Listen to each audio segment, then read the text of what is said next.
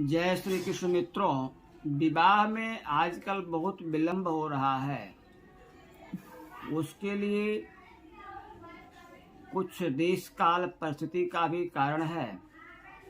जैसा कि यदि किसी जातक का लग्नेश छठे, आठवें, 12वें भाव में बैठा हुआ है तो जातक को स्वयं अपने जीवन साथी के चुनाव करने में बहुत ही असुविधा होती है।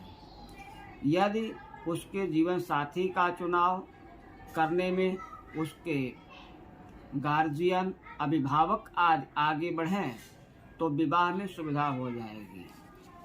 एवं यदि वह ग्रह उग्र, तीक्ष्ण और दारुण यानी भरणी, श्लेषा, मघा, ज्येष्ठा आदि तीनों पूर्वा आदि नक्षत्रों में है तो उसका दान कराना चाहिए।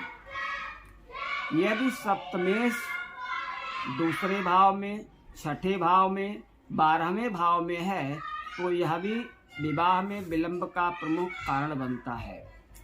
यदि सप्तम भाव में कोई वक्री ग्रह बैठा हुआ है तो वह भी विवाह में विलंब का कारण बनेगा।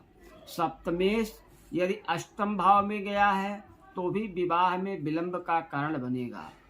यदि उन ग्रहों का समुचित तरीके से पूजा पाठ दान करा दिया जाए तो समाधान हो जाता है।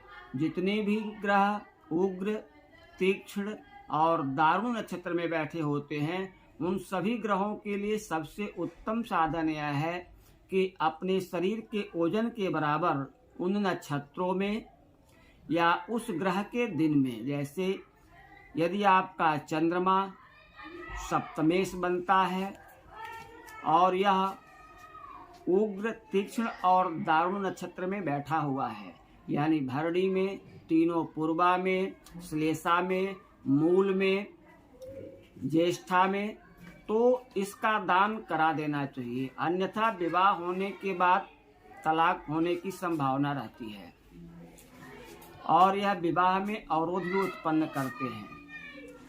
यदि सप्तम भाव पर कोई वक्री ग्रह दृष्टि डाल रहा है तब भी विवाह में विलंब होने का कारण बनता है।